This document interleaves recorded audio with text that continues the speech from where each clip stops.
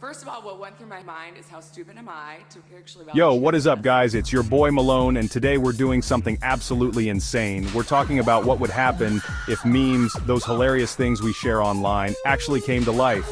Imagine walking down the street and suddenly, BAM! You're in the middle of a real-life meme. We're gonna explore some of the craziest scenarios, so get ready to laugh, or maybe cry, because this is gonna be wild. Alright, first up, we gotta talk about the classic "the floor is lava" meme. You know the one, someone yells "the floor is lava," and everyone freaks out, jumping on furniture, clinging to anything they can grab. Now imagine that happening in real life. You're just chilling at home, maybe grabbing a snack from the kitchen, when suddenly your roommate screams, "The floor is lava!" The floor is lava. And it's not just a joke this time. Actual molten hot lava starts bubbling up from the floorboards. What do? Do you dive for the couch? Swing from the chandelier? Or do you accept your fate and become one with the lava? Personally, I'd go for the couch. It's gotta be comfy, right? But here's the thing about this meme come to life. It's not just about survival, it's about betrayal. Because when the lava starts flowing, your best friend might just use you as a stepping stone to reach that precious, lava-free countertop. It's every man for himself when the floor is actual, literal lava. Next, let's talk about those people who seem like they're straight out of a video game, the NPCs or non-playable characters of the real world. You know the type. They say the same things over and over. Their smiles are a little too wide and their eyes seem to glaze over when you try to have a real conversation. Imagine walking down the street, and you need to ask for directions. You spot someone who looks like they know the area, so you approach them with a friendly, "Excuse me, could you tell me how to get to..." Welcome to the neighborhood. And that's when it hits you. They're an NPC. Instead of giving you directions, they respond with something like, "Welcome to the neighborhood," in a robotic monotone. You try again, rephrasing your question, but they just repeat the same line, their smile never faltering.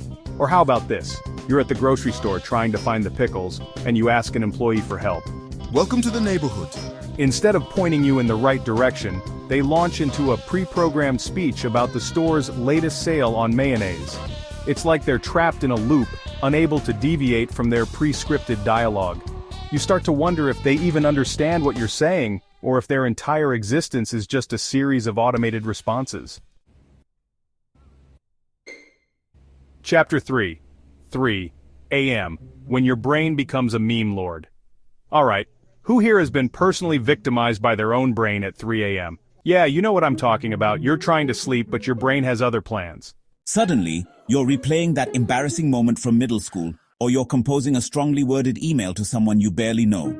It's like your brain becomes a meme-generating machine, churning out the most random, anxiety-inducing thoughts at the worst possible time. And the worst part?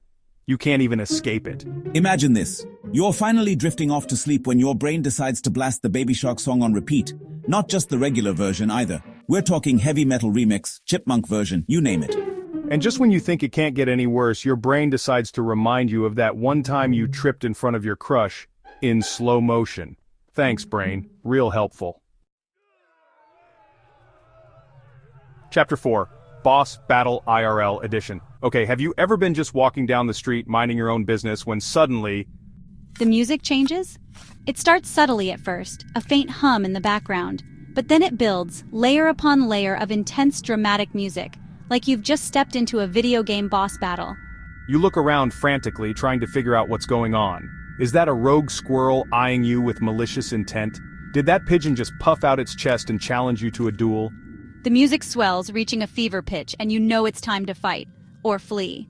But here's the thing about real-life boss battles. You never know who or what you're up against. Maybe it's that Karen you accidentally cut off in traffic, or maybe it's that swarm of bees that seems a little too interested in your picnic basket. The possibilities are endless, and that's what makes it so terrifying. And hilarious. Imagine you're at the grocery store reaching for the last box of your favorite cereal, when suddenly, boom! Epic music blasts from the speakers. You turn to see another shopper, eyes locked on the same cereal box. This is it. This is the battle for the breakfast of champions. Chapter 5. Internet Arguments, now with 100% more reality. And finally, let's talk about the internet's favorite pastime, arguing with strangers. But this time, we're taking it offline. Imagine you're at a party and someone casually mentions that they like pineapple on pizza. The room goes silent. You can practically hear the gasps of horror. Suddenly, you're not just having a friendly debate about pizza toppings, you're in the middle of a full-blown internet argument, complete with snarky comebacks, passive-aggressive emojis, and unsolicited opinions from people you've never met.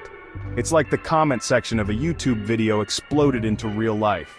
And the worst part? There's no escape. You can't just block these people and move on with your life. You're trapped with them, forced to endure their endless rants about the proper way to load a dishwasher or the best way to fold a fitted sheet. Imagine this. You're at a coffee shop trying to enjoy your latte when you overhear two people arguing about whether it's better to be a cat person or a dog person. You try to ignore them, but their voices keep getting louder. And then, it happens. One of them pulls out a PowerPoint presentation, complete with charts and graphs, arguing the merits of feline companionship.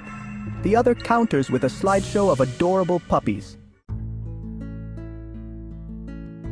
Chapter 6. Memeing Out. So there you have it. A glimpse into the hilarious, terrifying, and utterly chaotic world where memes come to life. From lava-filled living rooms to boss battles at the grocery store, we've covered it all. But let's be real. As funny as these scenarios might be, I think we can all agree that memes are best left where they belong, on the internet.